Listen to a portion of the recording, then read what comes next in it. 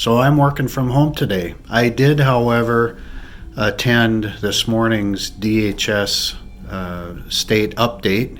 Unfortunately, they had the wrong web link that was emailed out, so I was only able to participate about 1/3 of the way into it. But I did get some good information, and the new memo was released for long-term care facilities and assisted living facilities with revised guidance. So I will go over that with you. This will be, again, a relatively short presentation update. Today is Friday, March 20th. So here we go. From the webinar from DHS this morning, the first item was testing, and you should know there's a new memo out regarding testing. It's BCD 2020-09. Simply states that as priority testing is for hospitalized patients, that patients with mild symptoms are not getting tested at this time. They're up to about 550 coronavirus tests a day capable, and that's running 7 days a week. That's really about it on testing. No real update there.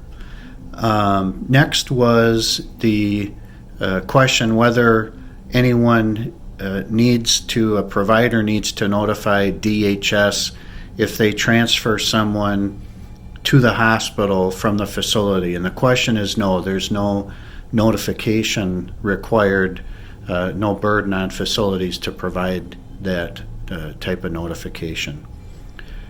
There is some update and guidance, so on self-quarantining, maybe I'm going a little bit overboard with it, but that's fine. I want to keep everyone safe.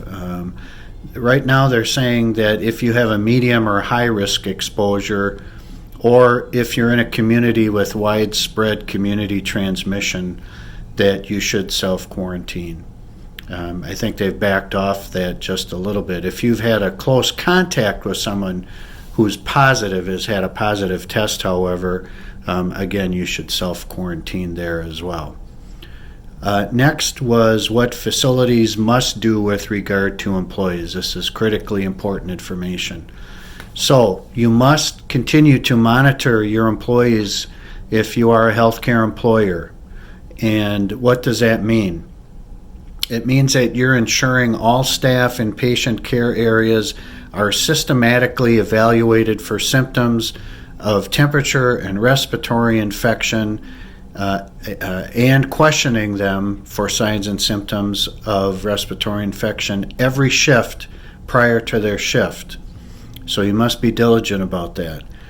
Then healthcare workers who develop signs of a fever or of a respiratory infection during their shift must immediately cease duty, put on a face mask, and go home. That hasn't changed much in the last couple days from that.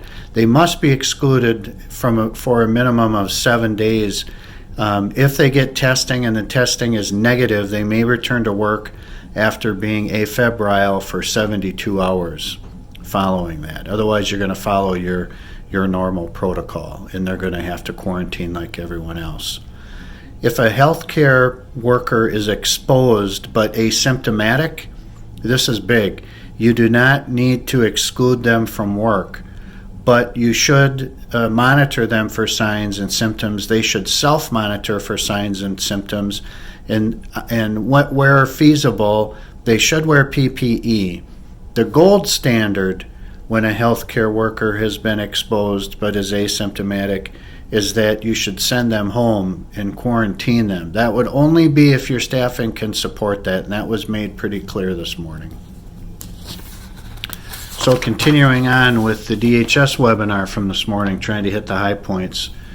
For facilities, there are going to be the availability of waivers of some requirements. I am working together with WALA and Leading Age on drafting some template waivers that you might use. As you can imagine, they are in the areas of staff training and pre-employment activities. So be on the lookout through WALA or Leading Age for those.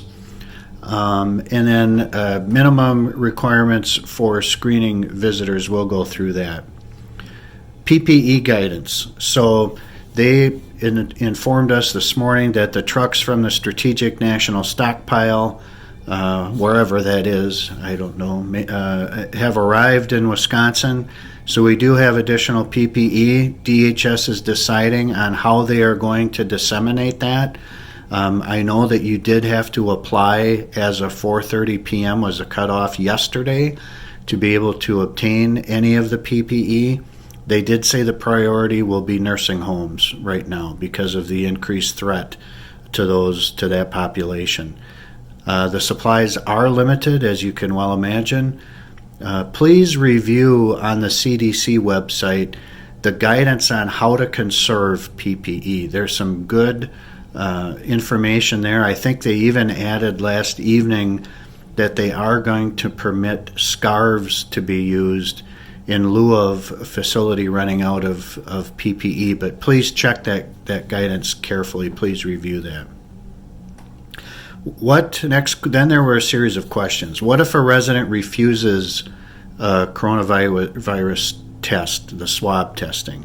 What you should do is isolate that resident if they're symptomatic. If they're not symptomatic, use your discretion. That's the best you can do. Again, a question on excluding healthcare workers if they have a fever or runny nose. The answer to that was yes. Exclude them because that would be an upper respiratory symptom that could be indicative of coronavirus.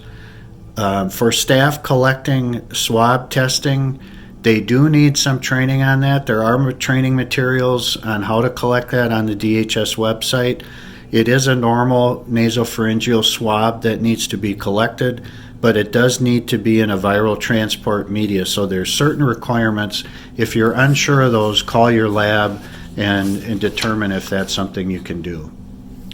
There was a question about PPE. If you're wearing PPE and then take off PPE after you've taken care of a patient that's positive with a positive test, are you considered exposed? And the question is, no, you're not considered exposed, but that is assuming that you put on and take off the PPE properly. And if you want some new words to use for putting on and taking off, that's called donning and doffing. So there you go. Next, there is a new memo that came out this morning from DHS DQA called Revised Recommendations for Long-Term Care and Assisted Living. It is memo DPH 2020-16.